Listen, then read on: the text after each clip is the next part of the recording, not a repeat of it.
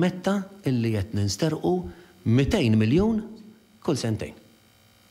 Il-Prim Ministru ta' Malta, Joseph Muscat, idejh marbutin, kmandat minn ħaddieħor b'inabbiltà illi jaġixxi kellu bil-fors jammetti illi qed ninsterqu 200 miljun kull sentejn.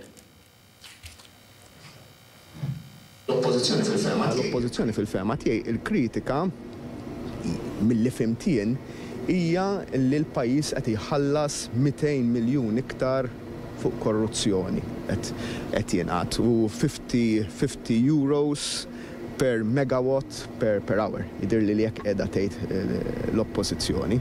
L-ewwel nett naħseb li tajjeb li minnata l-oppożizzjoni min jagħmel dal-kalkoli jagħmelhom sewwa.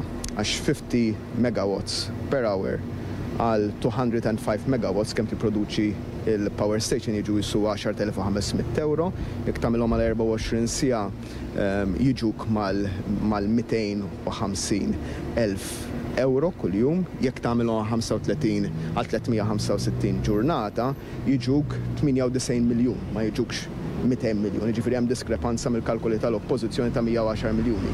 Iktar mid-doppju.